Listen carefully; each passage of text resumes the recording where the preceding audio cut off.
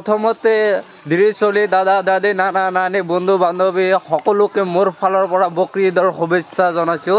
আৰু এতিয়া যাম ঈদগাহ সম্পূৰ্ণ ভিডিঅ'টো চাব ব্লগ ভিডিঅ'টো আৰম্ভণিৰ পৰা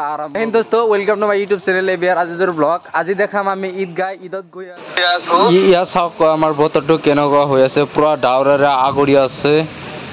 আৰু ঈদত যেতিয়া যাওঁ আমি ৰাতিপুৱা মানে গা চা ধুই কিনে একেবাৰে পাক পবিত্ৰ হৈ কিনে সুগন্ধি লগাই কিনে ঈদত যাওঁ প্ৰতিটো ঈদতে আমাৰ প্ৰতিটো মুছলমান ভাইয়ে এনেকে ঈদত যায় কোনো মুহূৰ্ততে আহি যাব পাৰে বৰষুণ যদি বৰষুণ আহে আমাৰ ঈদগাহটো সোমাও নহ'ব কাৰণ মছজিদতে নামাজ পঢ়িব লাগিব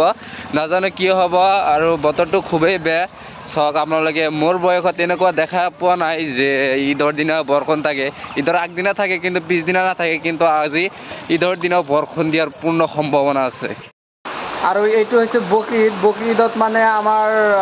অসমত বিশেষকৈ গৰু ছাগলী এই দুটা বিশেষকৈ বেছিকৈ কোৰবানী দিয়ে বিভিন্ন ঠাইত বিভিন্ন ধৰণৰ কোৰবানী দিয়ে যেনে উট দিয়ে ছাগলী দিয়ে ভেড়া দিয়ে ম'হ দিয়ে দুম্বা দিয়ে চৌদি আৰবত এইটো তাহানিৰে পৰা ক'বলৈ গ'লে চলি আহিছে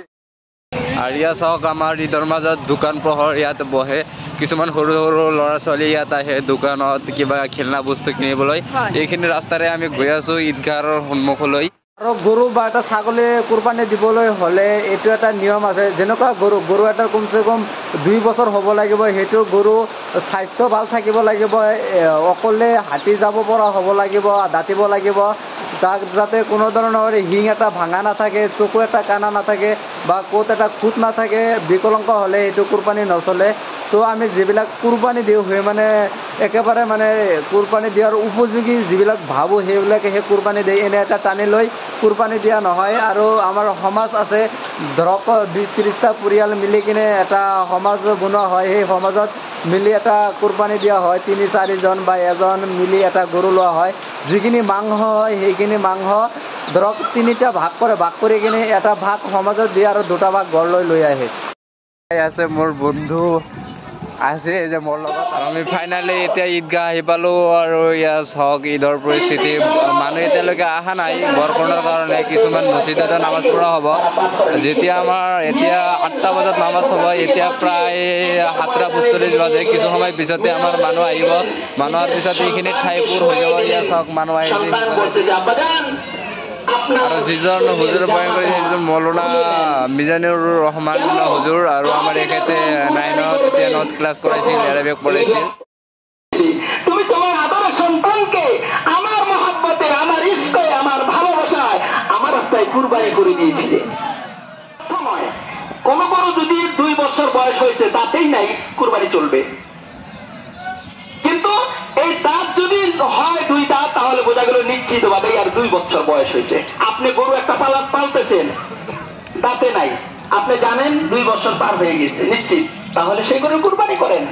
এখন বাজার থেকে ব্যাপারীরা বলবে না 5 বছর হয়ে গেছে গা আপনি বললেন না গরু 5 বছর হয়েছে নাকি এখন এই সন্দেহ মিটানোর জন্য আপনি দাঁত দেখেন এই জন্য আমি বলেছি দাঁতটা হয়েছে আলামত শক্ত নয় মেরে মাহতারাম দোস্ত বুজুর্গ নিখুঁত গরু কিনবেন নিখুঁত গরু মানে যাতে খুঁতবিহীন গরু সেই গরুটার যাতে খুঁত না থাকে ল্যাংড়া কানা নাইবা তার শিং ভেঙে গিয়েছে এমনটা পশু আপনি কুরবানি দিলে আপনার কুরবানি হবে না মেরে মাহতারাম দোস্ত বুজুর্গ কুরবানির অনেক কথা আছে সময় নেই আইয়ামে তাশরিক বছরে 5 দিন রোজা রাখা হারাম বছরে 5 দিন রোজা রাখা হারাম কেউ যদি বলে যে না আজকে ঈদের দিন আমি আল্লাহর জন্য রোজা রাখলাম হারাম হবে এই 3 দিন রোজা 5 দিন রোজা রাখা যাবে না সে 5 দিন ঈদুল ফিতর ঈদুল আযহা আর ঈদের আযহার পরে 3 দিন এই 5 দিন আপনি মাংস খান পেট ভরে খান কিসের রোজা আবার রোজা রাখা না আল্লাহ আপনাকে দাওয়াত দিয়েছে আপনি যত পারেন তত খান তাতে যদি কেউ বলে আমি তো পরহেজগারী মানুষ আমি মৌলানা মানুষ রোজা রাখি এই রোজা রাখাটা হারাম হবে মেরে মাহতারাম দোস্ত বুজুর্গ এই ঈদের পরে ঈদুল আযহার পরে 3 দিন আর ঈদুল ফিতর ঈদুল আযহা এই হলো 5 দিন এই 5 দিন রোজা রাখা হারাম আপনি রোজা রাখতে পারবেন না আল্লাহর তরফ থেকে দাওয়াত ও থেকে আল্লাহর দাওয়াতটা আপনি কবুল করতে হবে মেরে মাহতারাম দোস্ত বুজুর্গ কথা হলো তাশরিক